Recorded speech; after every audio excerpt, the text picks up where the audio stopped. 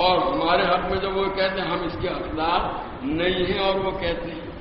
چنانچہ بددعا کے سلسلے میں بھی ہے کہ جس میں آتا ہے کہ آدمی کسی کے اوپر لعنت بھیجتا ہے تو وہ لعنت جو ہے آسمان پر جاتی ہے، وہاں سے وہ واپس کی جاتی ہے، اور جس کے اوپر بھیجی گئی ہے وہ جو ہے اس کے پاس جاتی ہے. وہ اگر اس کا حقدار ہے تو ٹھیک اس کو لگ جاتی ہے، اور اگر وہ حقدار نہیں ہے تو پھر وہاں سے پھر وہ اپنے لیے محل تلاش کرتی ہے اور جس نے بھیجا ہے اس کی طرف لوٹتی ہے.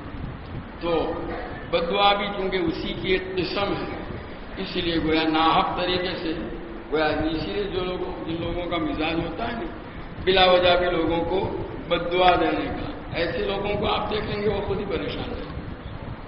وہ بلا وجہ جو بددعائیں دیتے ہیں تو عام طور پر جن کے حق میں بددعا یا کلمات کہے گئے ہیں وہ اس کا حقدار نہیں ہوتا. نتیجہ یہ ہوتا ہے یہ سارا ان کو ہی بھگتنا پڑتا ہے. اس لیے کسی کے حق میں بددعا کے معاملے میں بھی بہت زیادہ احتیاط کرنے کی ضرورت ہے. اور کہیں کہے تو بھی بہت جچے تلے الفاظ میں. بعض مرتبہ کبھی یہ بھی ہوتا ہے کسی کے متعلق خیال یہ ہوتا ہے میرے ساتھ اس نے زیادتی، اور حقیقت میں کوئی معاملہ پیش آیا ہوتا ہے اور اس کی وجہ مثلا کسی نے پولیس میں مخبری کر دی اور پولیس آپ کو گرفتار کر کے لے گئی. اب آپ نے یوں سمجھا فلانے نے مخبری کی اور آپ نے یہ سمجھ کر کے اس کے لیے اس کا نام لے کر بددعا کی، اور حقیقت یہ ہے کہ اس نے مخبری ہی نہیں کی تھی، مخبری دوسرے نے کی تھی. تو آپ نے اس کے حق میں بددعا کی تو بیکار کی، وہ تو اس کا حقدار نہیں تھا، آپ پر مصیبت آئے گی. اس لیے یہ بھی ہے احتیاط ہوئی. اگر کرنی ہے بددعا تو پھر یوں کہ اللہ جس نے کی ہو یوں جملہ کہے، یہ نہ کہے کہ فلاں ہم نہیں جانتے، ہمیں تو اطلاع ملی ہے اس نے واقعہ کیا ہے ہم نہیں جانتے.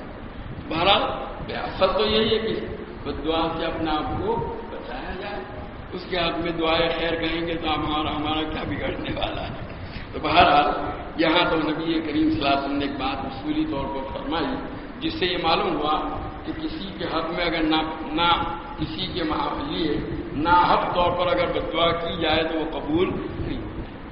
تو اس سے یہ بھی معلوم ہوا بعض لوگ بعض دوسرے لوگوں کے معاملے میں ڈرتے رہتے ہیں وہی بددعا کر دیں گے یوں ہو جائے گا. بھائی جب تم نے کوئی ایسا کام نہیں کیا ہے جس کی وجہ سے تم بددعا کے حقدار بنو، اگر وہ بددعا دے بھی رہا ہے تو تمہارا کوئی نقصان ہونے والا نہیں.